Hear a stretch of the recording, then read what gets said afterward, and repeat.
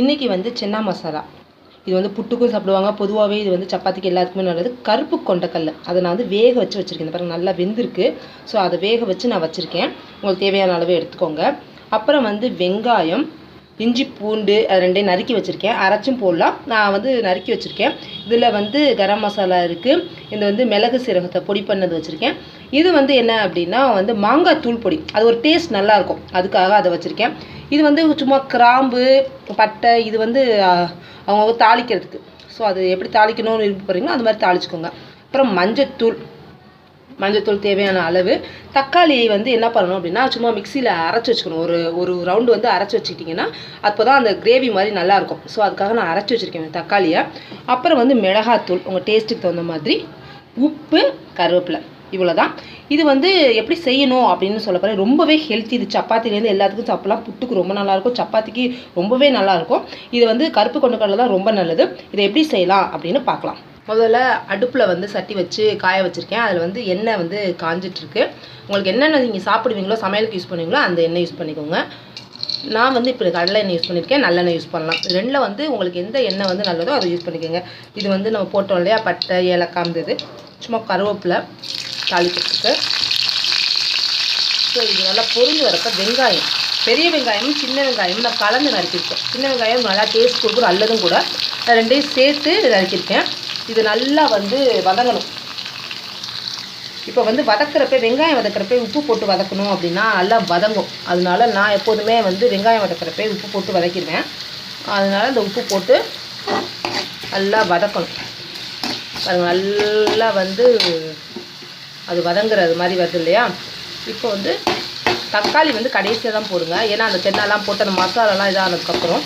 இப்போ இஞ்சி பூண்டை வந்து வதக்கிறதுக்காக நறுக்கி வச்சுருக்கேன் இல்லையா, அதை பேஸ்ட்டாகவும் போடலாம், நறுக்கி போடலாம். நறுக்கி போகிறப்ப ஒரு டேஸ்ட் கொடுக்கும், அதை வந்து அரைச்சோன்னா அது ஒரு டேஸ்ட் கொடுக்கும். ஸோ அவங்கவுங்களுக்கு ப்ரிஃபர் பண்ணுற மாதிரி.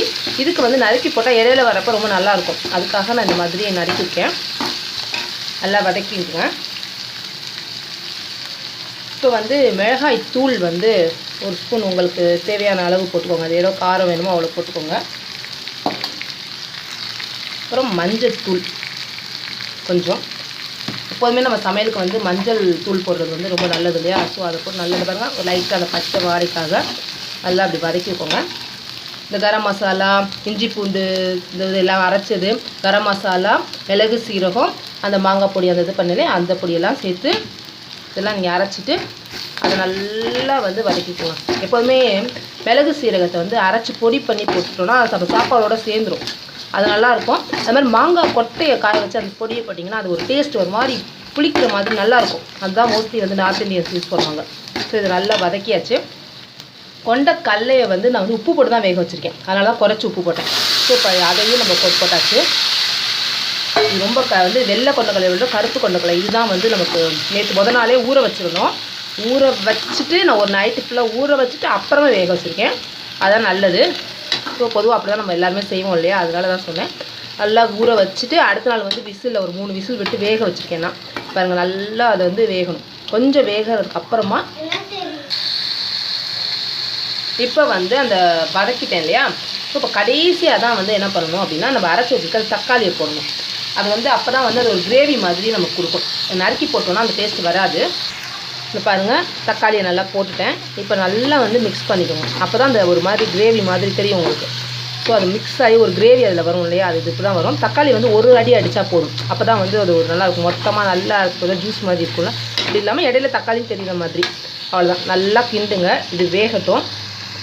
எப்படி ரெடி ஆகிடுச்சு அப்படின்னு பார்க்கணும் அப்படின்னா பாருங்கள் ஒரு மாதிரி எண்ணெய் வெளியில் வரும். நம்ம ஊற்றின எண்ணெய் இருக்குது பார்த்தீங்களா, அது வந்து அப்படியே மசாலாவோட அந்த வெளில வர தெரியுது பார்த்தீங்களா.